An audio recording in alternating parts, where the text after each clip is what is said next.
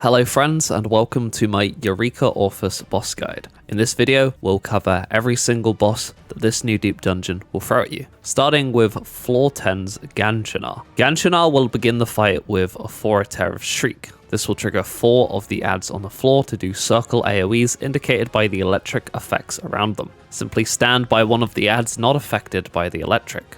Mandra Storm. This is a proximity AoE underneath the boss.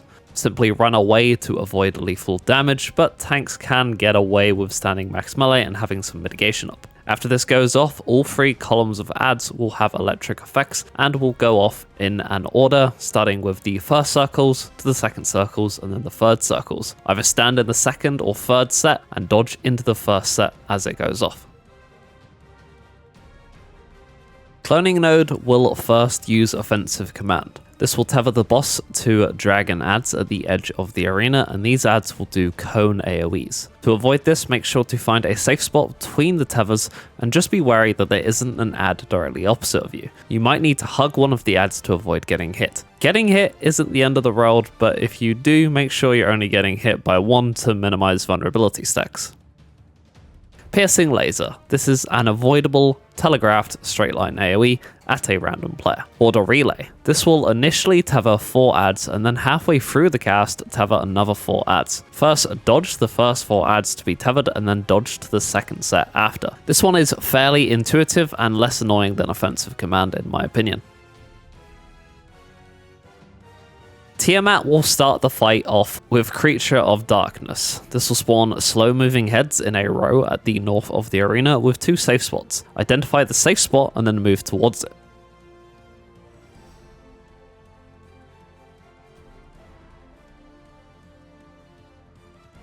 Dark Worm Wing or Worm Tail. For Wing, the safe spot is in the middle, while for Tail the safe spot is to the sides. This ability will also spawn more heads to avoid.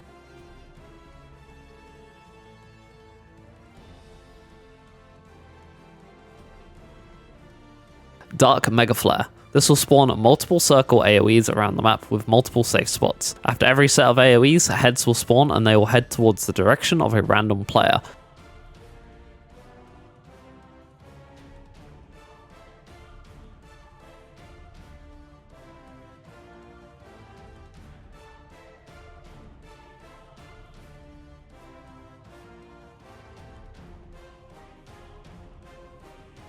Waymorn. This will target a random player with a sequence of AoEs. Try to bait this to the side and then head towards the opposite side, safely avoiding the AoEs. Heads will also spawn for each Waymorn hit, going in the direction of a random player.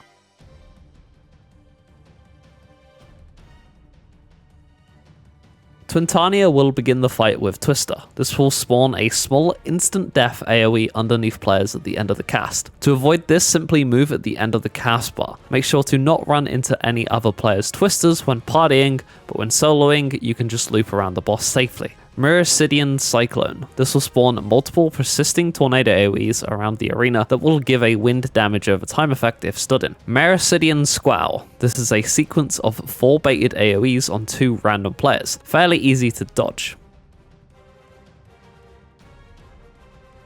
Turbine. Twintania will center herself for this cast, and when it's finished, will push back all players. Make sure to be pushed into a safe spot where there are no tornadoes.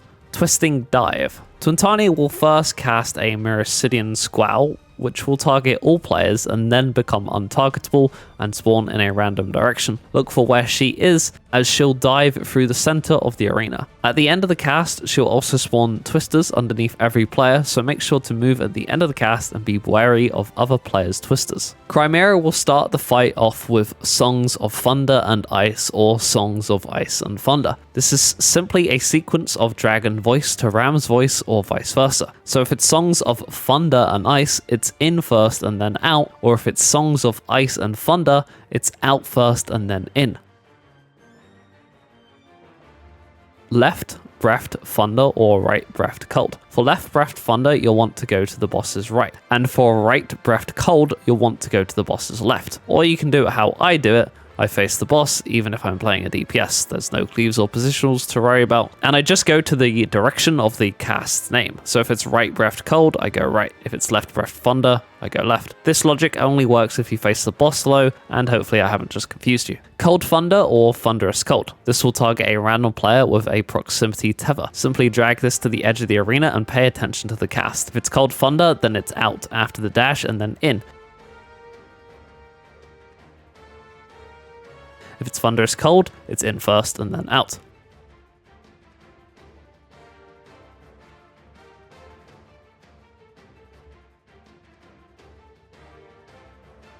Cacophony. This will tether 2 players with a thunder orb, which must be kited or they'll explode in a small radius for high damage and give any players hit by it a paralysis.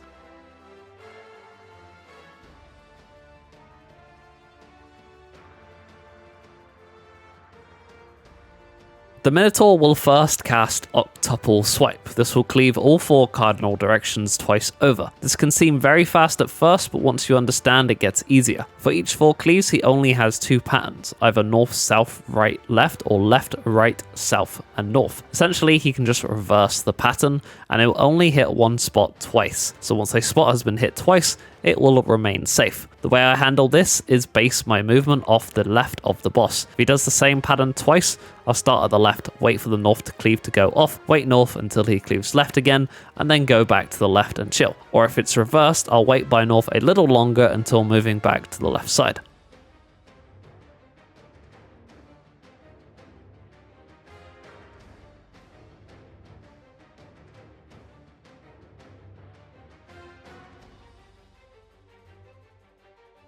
Bullish Swing. This is a large AoE around the boss. Simply move out to the edge when the boss casts this. Alternatively, the boss can also cast Disorienting Groan, which is a pushback. Make sure to be up close to the boss as to not get pushed into the wall. Bullish Swipe. This is simply a frontal cone, so just don't be in front of the boss during this. Thundercool. This will spawn thunder orbs around the map that will shortly explode with a small telegraphed AoE. He'll also pair this with Octuple Swipe, but don't let that put you off. Dodge the orbs first and then handle the swipes.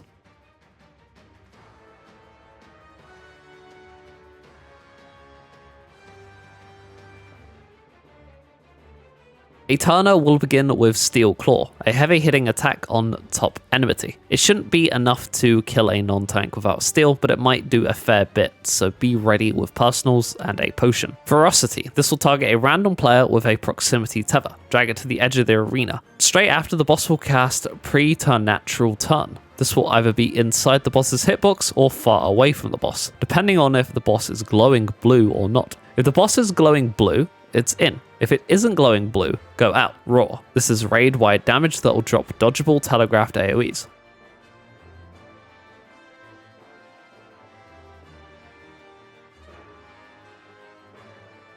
Once the AoEs stop falling, 4 crystals will be dotted around the map. 3 of these crystals will be close together at a cardinal each, while 1 will be further away at the last cardinal. The boss will then cast Preternatural Turn. If it's glowing and in, the crystals will do a circle area around them. This makes the safe spot for inside the boss's hitbox closest to the side with the furthest crystal, while if it's out, the crystals will do conal cleaves instead. This makes 2 safe spots, left and right of the furthest crystal.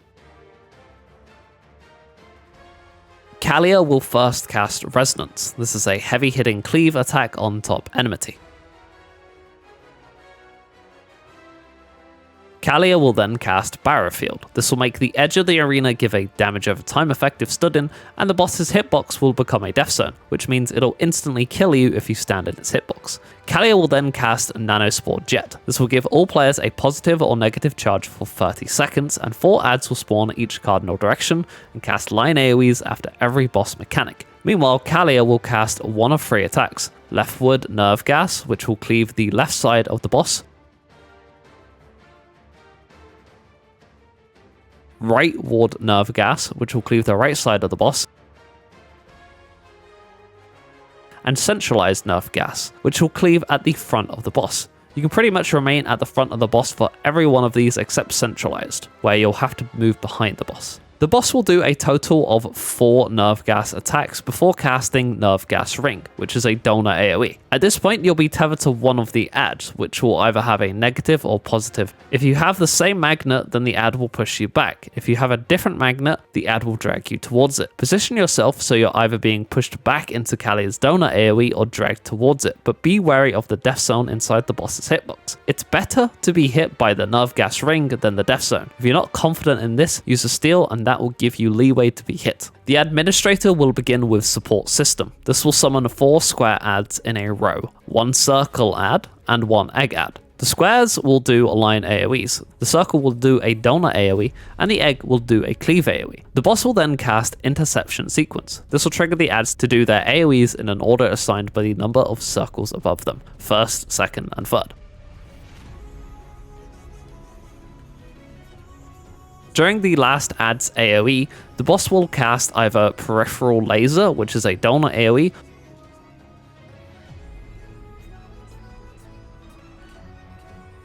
or Cross Lasers, which is self-explanatory. It's a cross-shaped AoE, so go between the crosses. Handle whichever mechanic it is after the first add does their AoE. After that, the boss will cast Laser Stream. This is simply raid-wide damage, and then the boss will cast another support system. This time spawning square adds covering 2 whole sides of the arena, always next to each other. These will do their AoEs in order from left to right. During this point, the boss will also cast Parallel Execution. This will spawn baited AoEs on all players. To handle this, focus on dodging into one column of squares first. You can start from the top squares or the bottom ones, it doesn't really matter. After you've safely dodged into one column, focus on the other column and dodge into it when possible. This mechanic may look overwhelming at first, but it really isn't that bad. Just study the footage and you'll get it down.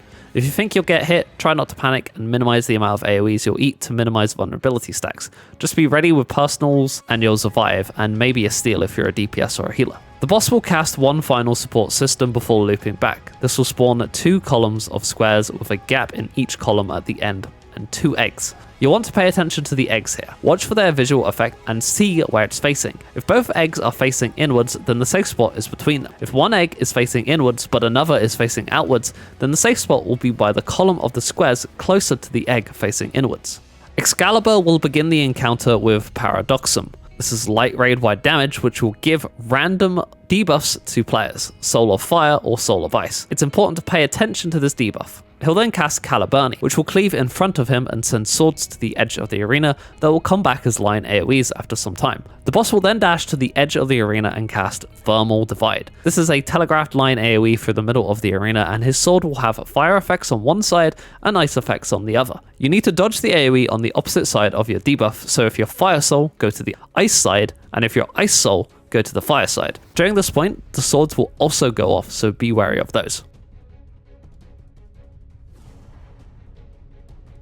Excalibur will then dash to the center of the arena and cast Dimension Blade, and then Empty Soul's Caliber, or Solid Soul's Caliber. Empty is in, and Solid is out. During this, green cardinal AoEs will appear, or red crescent AoEs. These are simple enough to dodge slow.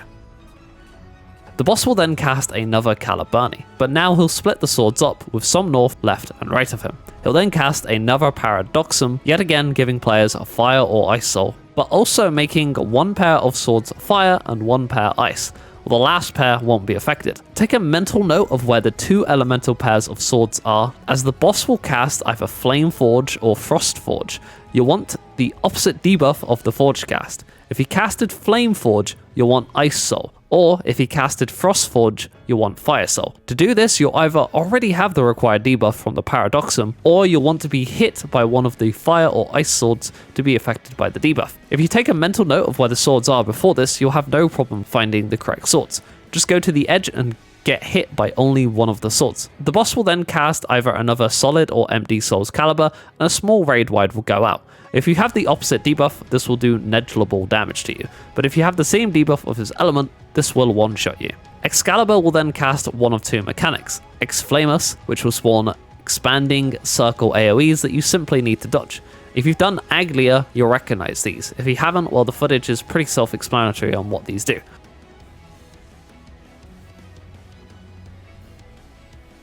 Or he'll cast Exclacius. This will spawn 3 AoEs that will do expanding cross AoEs a few moments after landing, and then 3 more land. To solve this, just use these markings on the map. These are always safe and you won't even need to think about this mechanic. Just find one of these and wait for the mechanic to resolve. The boss will then simply repeat mechanics until defeat.